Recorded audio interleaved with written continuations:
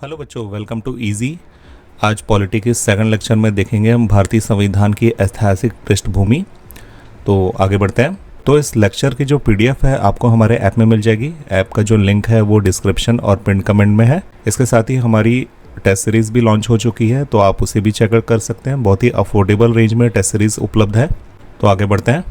तो बच्चों, east India company जो उस समय तक भारत में स्थापित हो चुकी थी, 1757 में इस समय तक प्लासी का युद्ध हो चुका था और इसके साथ ही 1764 में बक्सर का युद्ध हो चुका था। तो इस समय कंपनी की जो पोजीशन थी वो बहुत ही स्ट्रांग हो चुकी थी। उसी को मद्देनजर रखते हुए विभिन्न प्रकार के एक्ट्स लागू हुए जो कंपनी, जो ईस्ट इंडिया कंपनी है, इसके कार्यों को रेगुलेट करने के लिए ब्रिटिश संसद के द्वारा, ध्यान रखेंगे, ब्रिटिश संसद के द्वारा एक के बाद एक 1 बाई 1 अलग अलग कानून लाए गए ताकि कंपनी को कुल मिला के नियंत्रित किया जा सके। तो उनमें जो सबसे पहला था वो था 1773 का रेगुलेटिंग एक्ट। तो ईस्ट इंडिया कंपनी के मामलों को नियंत्रित और विनियमित करने के लिए ब्रिटिश संसद द्वारा लाया गया था। इसकी पहली विशेषता है। इसके बाद क्या हुआ था कि बंगाल के गवर्नर को बंगाल का गवर्नर जनरल बना दिया गया, यानी कि उसको गवर्नर से गवर्नर जनरल बना दिया गया। तो इस प्रकार जो वॉरेन हेस्टिंग है वो बंगाल का पहला गवर्नर जनरल बना। गवर्नर जनरल की कार्यकारी परिषद, यानी कि एक इसकी एग्जीक्यूटिव काउंसिल होती थी, उसकी स्थापना की गई, जिसमें 4 सदस्य थे। मुंबई और मद्रास के गवर्नरों को बंगाल के गवर्नर जनरल के अधीन कर दिया गया। पहले क्या होता था कि जो बॉम्बे है और जो मद्रास है, इसके जो गवर्नर थे वो इंडिपेंडेंट थे। अब क्या हुआ कि इसे बंगाल के जो गवर्नर जनरल थे उनके अधीन ला दिया गया, मतलब इनकी स्वायत्तता थी एक प्रकार से छीन ली गई। सर्वोच्च न्यायालय की स्थापना 1774 में फोर्ट विलियम जो कलकत्ता में है वहाँ पर स्थापित किया गया। इसने कंपनी के नौकरों को, यानी कि कंपनी के जो कंपनी के एम्प्लॉयज़ थे उसको किसी भी प्रकार के निजी व्यापार में शामिल होने या मूल निवासियों से, जो भारत के जो मूल निवासी यानी कि भारत के जो लोग थे, उनसे रिश्वत लेने या किसी प्रकार का जो गिफ्ट लेने, उन्हें मना कर दिया गया। और इसके द्वारा एक कोर्ट ऑफ डायरेक्टर की स्थापना हुई। एक प्रकार की गवर्निंग बॉडी की टाइप की थी, ये शासी निकाय था, गवर्निंग बॉडी थी, जिसको कंपनी यानी कि ईस्ट इंडिया कंपनी अपने जो राजस्व की जो रिपोर्टिंग थी वो इसे कोर्ट ऑफ डायरेक्टर को करती थी। ये याद रखेंगे कि कोर्ट ऑफ डायरेक्टर की स्थापना 1773 के रेगुलेटिंग एक्ट में हुई। 1784 का पिट्स इंडिया एक्ट ईआईसी के कार्यों को और ज़्यादा नियंत्रित करने के लिए ब्रिटिश सरकार के द्वारा लागू किया गया था। तो उस सीरीज़ में ये दूसरा एक्ट था, एक प्रकार से कह सकते हैं। तो कंपनी के वाणिज्यिक और राजनीतिक कार्यों के बीच अंतर किया गया। पहले क्या होता था, ईस्ट इंडिया जो कंपनी है उसके जो commercial activity plus political activity, ये दोनों ईस्ट इंडिया कंपनी के द्वारा नियंत्रित होते थे। अब इसे बांट दिया गया, कंपनी के अंदर ही इनके कार्यों को बांट दिया गया। तो जो वाणिज्यिक कार्य थे उसको करने के लिए निदेशक मंडल यानी कि बोर्ड ऑफ डायरेक्टर, और राजनीतिक मामले जो पॉलिटिकल थे उनको संभालने के लिए कंट्रोल बोर्ड बनाया गया। तो याद रखेंगे, जो बोर्ड ऑफ डायरेक्टर थे वो 1773 के एक्ट, और बोर्ड ऑफ कंट्रोल है वो है 1784 के पिट्स इंडिया एक्ट में इनका निर्माण हुआ। तो इस प्रकार द्वैत शासन का निर्माण हुआ, यानी कि द्वैत शासन की शुरुआत हुई। पहले जो वाणिज्यिक कार्य और राजनीतिक कार्य थे ईस्ट इंडिया कंपनी करती थी। अब ईस्ट इंडिया कंपनी के अंदर ही 2 शासी निकाय बना दिए गए, बोर्ड ऑफ डायरेक्टर और बोर्ड ऑफ कंट्रोल। तो एक कंपनी के अंदर ही 2 अलग बॉडी हो गई जो इनके अलग अलग मामलों को देखने लग गई। इसी को ही द्वैत शासन की शुरुआत कहते हैं। तो भारतीय के मामले को ब्रिटिश सरकार के सीधे नियंत्रण में रखा गया, यानी कि भारतीय के जो भी मामले हैं ब्रिटिश सरकार के द्वारा उनका निपटान किया जाता था। भारत में कंपनी के क्षेत्रों को भारत पर ब्रिटिश राज्य का कब्जा कहा जाता था, यानी कि एक प्रकार से इसे एक प्रकार ये कहा जा सकता है कि अब भारत के क्षेत्रों पे ब्रिटिश शासन का आधिपत्य हो गया है। तो कई बार एग्जाम में आधिपत्य शब्द का उपयोग किया जाता है, आधिपत्य शब्द का, तो याद रखेंगे। और मद्रास और बम्बई में गवर्नर परिषदें स्थापित की गई, गवर्नर काउंसिलें स्थापित की गई, और गवर्नर जनरल की परिषद को 4 सदस्यों से घटाकर 3 सदस्यों में कर दिया गया। ये पॉइंट याद रखेंगे। 1813 का चार्टर, भारत में कंपनी के व्यापार का एकाधिकार को समाप्त कर दिया गया। चाय का व्यापार और चीन के साथ व्यापारों को छोड़कर। पहले क्या होता था कि जब महारानी एलिजाबेथ प्रथम ने 1600 में व्यापार करने की अनुमति दी ईस्ट इंडिया कंपनी को, तो उस समय ईस्ट इंडिया कंपनी का भारत से व्यापार करने का एकाधिकार था, जिसको 1813 के चार्टर में समाप्त कर दिया गया। अब जो ब्रिटेन में और भी कंपनियां हैं वो भारत के साथ व्यापार करने के लिए उनको छूट मिल गई, यानी कि अब अलग अलग टाइप की कंपनी आएगी और भारत में व्यापार शुरू करेगी। लेकिन ईस्ट इंडिया कंपनी को ये छूट दी गई कि भाई आप चीन के साथ चाय का व्यापार कर लो और चीन के साथ व्यापार कर लो, ये सब चल जाएगा। और पहली बार क्या हुआ था, ईसाई मिशनरियों का आगमन हुआ। ये क्वेश्चन बिल्कुल पूछता है कि ईसाई मिशनरियों का आगमन किस चार्टर एक्ट के साथ शुरुआत हुआ और पश्चिमी शिक्षा का प्रसार किस चार्टर एक्ट से शुरू हुआ। 1833 का चार्टर एक्ट। इसमें सबसे महत्वपूर्ण चीज़ है, इस चार्टर एक्ट की खासियत है कि जो बंगाल का गवर्नर जनरल था इसे भारत का गवर्नर जनरल बना दिया गया। पहले वो बंगाल तक ही सीमित था, अब उसे भारत का गवर्नर जनरल बना दिया गया। इस प्रकार जो लॉर्ड विलियम बेंटिंक थे, ये नाम बिल्कुल याद रखना, लॉर्ड विलियम बेंटिंक थे, वो भारत के प्रथम गवर्नर जनरल बने। ईस्ट इंडिया कंपनी केवल एक प्रशासनिक संस्था के रूप में रहकर समाप्त हो गई। मतलब क्या था, पहले उसके वाणिज्यिक काम छीने, फिर पॉलिटिकल काम छीने ब्रिटिश सरकार के द्वारा। अब धीरे धीरे उसके पावर इतनी कम करती गई, यानी कि ईआईसी की पावर, ईस्ट इंडिया कंपनी की पावर इतनी कम होती गई कि ये धीरे धीरे एक एडमिनिस्ट्रेटिव बॉडी बन के रह गई। अब यह वाणिज्यिक संस्था भी नहीं रही, यानी कि इसके वाणिज्यिक काम भी छिन गए।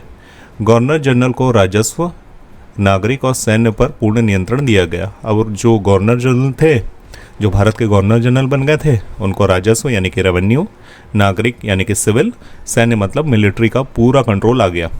1833 का चार्टर अधिनियम भारत में केंद्रीकरण की प्रक्रिया का अंतिम चरण था, यानी कि यहाँ धीरे धीरे पावर जो है सेंट्रलाइज्ड हो रही थी, किसी एक बॉडी पर जा रही थी, उसको सेंट्रलाइजेशन कहते हैं। अब देखिए यहाँ पर राजस्व, नागरिक, सैन्य का पूरा नियंत्रण है वो गवर्नर जनरल के पास आ गया था, तो एक प्रकार से ये सेंट्रलाइजेशन हुआ। तो इस प्रकार ये सेंट्रलाइजेशन का ये जो चार्टर एक्ट था ये अंतिम चरण था। इस अधिनियम के रूप में भारत के लिए एक केंद्रीय विधायिका की शुरुआत की गई। केंद्रीय विधायिका मतलब सेंट्रल लेजिस्लेटिव असेंबली। इसका काम क्या था, कानून बनाना। और इसके साथ ही बॉम्बे और मद्रास प्रांतों की विधायी शक्तियाँ छीन ली, यानी कि सेंट्रल जो लेजिस्लेटिव असेंबली है वो बन गई और बॉम्बे और मद्रास की विधायी शक्तियाँ छीन ली गई, क्योंकि सेंट्रलाइजेशन हो रहा है। सिविल सेवाओं के लिए यहाँ खुली प्रतियोगिता की व्यवस्था की गई, लेकिन ये कागजों में थी, इसका कोई खास इम्प्लीमेंटेशन यहाँ पर नहीं हुआ था। तो पिछले अधिनियमों के तहत बनाए गए कानूनों को विनिमय कहा जाता था, जबकि इस अधिनियम के तहत बनाए गए कानूनों को अधिनियम कहा जाता था। तो 1853 का चार्टर एक्ट, इस श्रृंखला का ये अंतिम चार्टर एक्ट था। सिविल परीक्षा की शुरुआत इस चार्टर एक्ट के द्वारा शुरू की गई। यह सिविल सेवाओं की भर्ती के लिए एक प्रतियोगिता परीक्षा थी। गवर्नर जनरल के कार्यकारी और विधायी कार्यों को अलग कर दिया गया। पहले क्या था, गवर्नर जनरल के पास कार्यकारी शक्तियाँ और विधायी शक्तियाँ दोनों थी। इस चार्टर के माध्यम से उसे अलग कर दिया गया। इस अधिनियम में विधान परिषद में 6 नए सदस्यों को शामिल करने का प्रावधान था। 4 सदस्यों की नियुक्ति बंगाल, बॉम्बे, मद्रास और आगरा के माध्यम से की गई, यानी कि जो 6 में से जो 4 सदस्य थे वो बंगाल, बॉम्बे, मद्रास और आगरा की सरकारों द्वारा चुना जाता था। 1853 के चार्टर अधिनियम के प्रावधानों के अनुसार गवर्नर जनरल की विधान परिषद को केंद्रीय विधान परिषद के रूप में जाना जाने लगा। केंद्रीय विधान परिषद एक लघु संसद थी, यानी कि एक मिनी पार्लियामेंट के रूप में काम करने लगी, जिसका काम था कानून बनाना। और ये ब्रिटिश संसद के जो प्रक्रियाओं का पालन करती थी। अब जाहिर सी बात है, ब्रिटिश इसे चला रहे हैं तो ब्रिटिश संसद को ही और उनकी प्रक्रियाओं को ही ये पालन करेगी। इसने कंपनी के सिविल सेवकों की भर्ती के आधार पर खुली प्रतिस्पर्धा की प्रणाली शुरू की गई और ये सभी भारतीयों के लिए खुल गई, यानी कि जो इसमें ओपन पार्टिसिपेशन होता था इस एग्ज़ाम के लिए, इसमें भारतीय सिविल सेवा के लिए भी द्वार खुल गए। और 1854 में सिविल सेवाओं पर मैकाले समिति नियुक्त हुई। ये क्वेश्चन बार बार पूछता है कि मैकाले समिति का संबंध किससे है, तो इसका उत्तर है सिविल सेवाओं से। 1858 का भारत सरकार अधिनियम, ब्रिटिश संसद द्वारा पारित 1858 के भारत सरकार अधिनियम ने ईस्ट इंडिया कंपनी के शासन को समाप्त कर दिया और जो सारी शक्तियां हैं वो ब्रिटिश क्राउन के पास चली गई। इसका मतलब ये है ब्रिटिश ताज का जो आधिपत्य था वो भारत पर हो गया, क्योंकि इस समय तक 1857 की जो क्रांति थी वो हो चुकी है। ब्रिटिशों को ये समझ आ गया था कि अगर भारत पर उन्हें शासन करना है तो भारतीयों के अनुसार ही और भारतीयों को साथ लेकर ही भारत पर शासन करना संभव हो सकता है। तो इस अधिनियम में भारतीयों के लिए भी कुछ प्रावधान बनाए गए ताकि उन्हें सरकार से जुड़ने का मौका मिल सके। इसमें क्या हुआ कि भारत का सचिव का एक पद बनाया गया जिसको कोर्ट ऑफ डायरेक्टर यानी कि निदेशक न्यायालय कोर्ट ऑफ डायरेक्टर की सारी शक्तियाँ और कर्तव्य दे दिए गए। भारत के वायसराय के माध्यम से राज्य सचिव है वो भारत के प्रशासन को नियंत्रित करता था। भारत के राज्य सचिव को भारतीय परिषद द्वारा सहायता प्रदान की जाती थी। एक प्रकार से एक काउंसिल होती थी, एक बॉडी होती थी जो राज्य सचिव को सहायता देने के लिए बनाई गई थी। इसमें जो थे सदस्य वो 15 थे और परिषद एक सलाहकारी संस्था थी, यानी कि ये कोई एक्शन नहीं ले सकती थी, ये केवल रिकमेंडेशन दे सकती थी। और इस प्रकार जो दोहरी सरकार की व्यवस्था थी वो समाप्त हो गई। नियंत्रण बोर्ड और निदेशन न्यायालय या कोर्ट ऑफ डायरेक्टर को समाप्त कर दिया गया, क्योंकि जो बोर्ड ऑफ कंट्रोल थी और कोर्ट ऑफ डायरेक्टर थी ये EIC के कार्यों के नियंत्रण के लिए ब्रिटिश सरकार द्वारा लाया गया था। तो अब EIC जो थी, ईस्ट इंडिया कंपनी थी, उसके कार्य तो समाप्त हो गए, तो इन्हें भी धीरे से समाप्त कर दिया गया। भारत के गवर्नर जनरल को भारत का वायसराय बना दिया गया। इस प्रकार लॉर्ड कैनिंग भारत के प्रथम वायसराय थे। तो उस समय जो भारत के गवर्नर जनरल थे लॉर्ड कैनिंग थे, जिनका पद का नाम बदलकर भारत का वायसराय बना दिया गया। 1861 का भारतीय परिषद अधिनियम। तो ये अधिनियम क्या कहता है? वायसराय की विधान परिषद में पहली बार भारतीयों को गैर सरकारी सदस्य के रूप में नामित किया गया। अब देखिए धीरे धीरे भारतीयों को सरकार से जोड़ा जा रहा है, भले गैर सरकारी सदस्य हैं लेकिन भारतीयों को धीरे धीरे जोड़ा जा रहा है। प्रांतों और केंद्र में विधान परिषदों की स्थापना की गई। जो विधान परिषद, जो कानून बनाने वाली जो बॉडी है, वो प्रांत के लेवल पर और केंद्र के लेवल में उनकी स्थापना की गई। और मुंबई और मद्रास प्रांतों की जो शक्तियाँ थी, विधायी शक्तियाँ थी, खासकर कानून बनाने की शक्तियाँ, उसको बहाल कर दी गई। वायसराय को अध्यादेश जारी करने का अधिकार मिला। ये क्वेश्चन पूछता है कि अध्यादेश जारी करने का जो अधिकार है वो सबसे पहले किस अधिनियम में मिला? तो 1861 के भारतीय परिषद अधिनियम में वायसराय को अध्यादेश जारी करने का अधिकार मिला, ये याद रखेंगे। इसने पोर्टफोलियो प्रणाली को वैधानिक मान्यता दी। पोर्टफोलियो प्रणाली वो होती है जिसमें मंत्री जो रहता है, कोई भी मंत्री है, उदाहरण के लिए हम एग्जांपल ले रहे हैं, उसको अलग अलग टाइप के डिपार्टमेंट दे दिए जाते हैं और वो उनकी अध्यक्षता करता है, उन्हें संभालता है। यही पोर्टफोलियो प्रणाली है, सिंपल सा हम यही समझ सकते हैं। और इसके अलावा पंजाब, उत्तर पश्चिमी सीमांत प्रांत और बंगाल के प्रांतों में विधान परिषदें शुरू की गई। धीरे धीरे बाकी जो भारत के राज्यों हैं वहाँ पर भी विधान परिषदें शुरू कर दी गई। 1892 का भारतीय परिषद अधिनियम। तो इसकी विशेषताएं देखते हैं। विधान परिषद का आकार बढ़ाया गया। इसका मतलब ये है कि धीरे धीरे अब भारतीयों की संख्या बढ़ाई जा रही है, इसलिए विधान परिषद का भी आकार बढ़ते जा रहा है। केंद्रीय और प्रांतीय विधान परिषदों में आधिकारिक बहुमत के साथ अतिरिक्त यानी कि गैर सरकारी सदस्यों की संख्या में भी वृद्धि की गई। यानी कि जो आधिकारिक बहुमत था और उसके साथ जो अतिरिक्त गैर सरकारी सदस्य यानी कि समझ लीजिए भारतीय, उनकी सदस्यता में वृद्धि की गई। विधान परिषद को अधिक शक्ति दी गई। उनके पास बजट पर विचार विमर्श करने की शक्ति थी और वे कार्यपालिका से प्रश्न भी पूछ सकते थे। अब धीरे धीरे जो शक्ति है वो बढ़ाते जा रहे हैं, यानी कि पहले जो बजट पर प्रश्न नहीं पूछ सकते थे अब प्रश्न भी पूछ सकते हैं और बजट पे विचार विमर्श कर सकते हैं, कार्यपालिका से प्रश्न पूछ सकते हैं। ऐसे सब शक्तियाँ अब धीरे धीरे मिलने लग गई थी। पहली बार अप्रत्यक्ष चुनाव किए गए। प्रतिनिधित्व का सिद्धांत 1892 के भारतीय परिषद अधिनियम में ही दिए गए। 1909 का भारतीय परिषद अधिनियम, इसे मार्ले मिंटो सुधार के नाम से भी जाना जाता है। लॉर्ड मॉर्ले जो भारत के सचिव थे, राज्य सचिव थे, और लॉर्ड मिंटो जो कि वायसराय थे। तो इसमें केंद्रीय और प्रांतीय दोनों विधान परिषदों का आकार बढ़ाया गया, यानी कि और भारतीयों को जोड़ा गया होगा। सदस्यों को पूरक प्रश्न पूछने, बजट प्रस्ताव पेश करने इत्यादि की अनुमति दी गई। जहां केवल बजट पर बहस करने का ही शक्तियाँ थी पहले, अब प्रस्ताव भी पेश कर सकते थे। वायसराय और गवर्नर की कार्यकारी परिषदों के साथ पहली बार भारतीयों का जुड़ा हुआ, और ऐसे ही करते हुए सत्येंद्र सिन्हा जो थे वायसराय की कार्यकारी परिषद में शामिल होने वाले पहले भारतीय बन गए। पृथक निर्वाचन मंडल की शुरुआत हुई जिसमें मुस्लिम सदस्यों को केवल मुस्लिम मतदाताओं द्वारा ही चुना जाता था। तो इस प्रकार लॉर्ड मिंटो जो थे वो सांप्रदायिक निर्वाचन क्षेत्र के जनक कहलाए।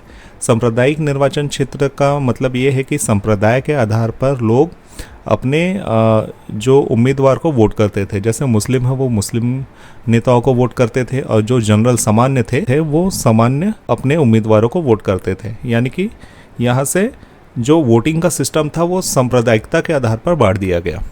1919 का भारत सरकार अधिनियम, इसे मॉन्टेग्यू चेम्सफोर्ड सुधार के नाम से जाना जाता था। तो मॉन्टेग्यू जो थे वो राज्य सचिव थे और लॉर्ड चेम्सफोर्ड थे वो वायसराय थे। तो केंद्रीय और प्रांतीय विषयों का सीमांकन और पृथक्करण किया गया, यानी कि जो केंद्र के विषय थे कुछ और जो प्रांतीय विषय थे। जैसे अभी भी होता है कि केंद्र के विषय अलग होते हैं, प्रांत के विषय अलग होते हैं, उनकी सूची अलग अलग होती है। वैसे ही सबसे पहले इसका प्रावधान किया गया था 1919 के एक्ट में, और प्रांतों में द्वैत शासन लागू हो गया था। द्वैत शासन में क्या होता है कि जो इसमें जो विषयों का आवंटन हो जाता है, जैसे हस्तांतरित विषय और आरक्षित विषय। हस्तांतरित विषय वो होते हैं जो कम महत्वपूर्ण के जो विषय होते हैं उसको मंत्रियों के सहायता से राज्यपाल द्वारा प्रशासित किया जाता था। जैसे कि शिक्षा हो गया, स्वास्थ्य हो गया, नगर पालिकाएँ, ये कम महत्वपूर्ण के विषय थे जो मंत्रियों के द्वारा राज्यपाल द्वारा प्रशासित किए जाते थे। और थे आरक्षित विषय। आरक्षित विषय वो होते थे जिसको गवर्नर अपनी कार्यकारिणी परिषद के माध्यम से चलाता था। यानी कि ये महत्वपूर्ण विषय थे, जैसे पुलिस हो गया, राजस्व हो गया इत्यादि। द्विसदनीय व्यवस्था और प्रत्यक्ष चुनाव की शुरुआत की गई। भारतीय विधान परिषद 2 भागों में विभाजित हुई। उच्च सदन को राज्य परिषद और निचले सदन को विधानसभा कहा जाता था। सिखों, ईसाइयों, एंग्लो इंडियन और यूरोपीय लोगों के लिए अलग निर्वाचन क्षेत्रों का विस्तार किया गया। जो निर्वाचन जो क्षेत्र था पिछले एक्ट में 1909 के सांप्रदायिक आधार पर था, वो अब सिखों, ईसाइयों, एंग्लो इंडियन और यूरोपीय लोगों के लिए भी विस्तार उसका कर दिया गया।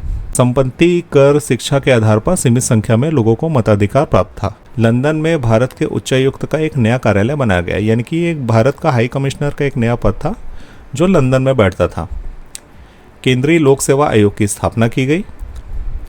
पहली बार भारतीय और केंद्रीय विधानमंडलों के लिए अलग अलग बजट बनाया गया, यानी कि प्रांत के विषय और केंद्र के विषयों के जो विषय हैं जो वो अलग अलग होते थे, तो उनका बजट भी अलग अलग कर दिया गया। यानी कि अब जो डिसेंट्रलाइजेशन का प्रोसेस शुरू हो गया। 10 वर्षों के बाद वैधानिक आयोग की नियुक्ति हुई, जिसे हम साइमन कमीशन के नाम से जानते हैं, जो कि 1927 में आएगा। Simon commission 1927। तो जैसा कि हम पिछले स्लाइड में देखें कि 1919 का जो अधिनियम था उसके द्वारा ये आदेशित किया गया था। भारत सरकार 1919 के तहत भारत की स्थिति पर रिपोर्ट करना इसका लक्ष्य था। 7 सदस्यीय वैधानिक आयोग था और कोई भारतीय नहीं था इसका सदस्य। इसी के कारण इसका बहुत ज़्यादा विरोध हुआ था।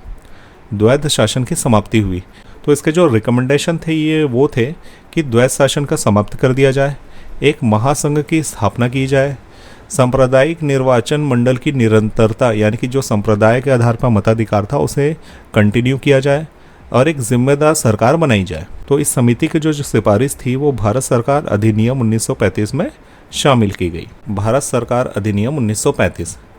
अखिल भारतीय महासंघ की स्थापना हुई, जो कि कभी लागू नहीं हुआ, ये सब किताबों में थी। इसमें 3 सूचियां बनाई गई, जिसमें संघ, प्रांतीय और अवशिष्ट विषय में इनको विभाजित कर दिया गया। यानी कि जो संघ से संबंधित विषय थे वो संघ सूची में, प्रांत से संबंधित विषय थे वो प्रांतीय सूची में, और अवशिष्ट विषय जिसमें जो प्रांत और संघ के विषय में जो संबंधित नहीं थे उनमें उनको अवशिष्ट विषय कहा जाता है। और जो अवशिष्ट शक्तियाँ थी वो वायसराय के पास होती थी। प्रांतों में द्वैध शासन को समाप्त कर दिया गया और प्रांतीय स्वायत्तता की शुरुआत की गई, यानी कि डिसेंट्रलाइजेशन, विकेंद्रीकरण की शुरुआत की गई। केंद्र में द्वैध शासन को अपनाया गया और इसके उलट केंद्र में द्वैध शासन को अपनाया गया। दलित वर्ग, एससी, महिलाओं और मजदूरों के लिए अलग निर्वाचन क्षेत्र का विस्तार किया गया। यानी कि हम पहले देखे थे कि एक सांप्रदायिक निर्वाचन क्षेत्र का विस्तार, उसके बाद सिखों, एंग्लो इंडियंस और यूरोपियों के लिए निर्वाचन क्षेत्र का विस्तार। अब दलित वर्गों और महिलाओं के लिए भी इन्होंने निर्वाचन क्षेत्र का और विस्तार किया। तो ये विस्तारित जो मताधिकार था वो लगभग कुल पॉपुलेशन का 10% था। इस अधिनियम के तहत ही आरबीआई की स्थापना हुई थी। आरबीआई अधिनियम 1934 के आधार पर, ये याद रखेंगे बिल्कुल। संघीय लोक सेवा आयोग, प्रांतीय लोक सेवा आयोग और संयुक्त लोक सेवा आयोग की स्थापना की गई और संघीय न्यायालय की स्थापना की गई। तो याद रखेंगे जो 1973 का जो रेगुलेटिंग एक्ट था उसमें सुप्रीम कोर्ट की स्थापना की गई थी और 1935 का जो भारत सरकार अधिनियम है उसके तहत फेडरल कोर्ट यानी कि संघीय न्यायालय की स्थापना की गई। याद रखेंगे, इसमें कन्फ्यूजन बहुत होता है। क्रिप्स मिशन 1942, तो सर स्टैनफोर्ड क्रिप्स के नेतृत्व में क्रिप्स मिशन भारत भेजा गया 1942 में।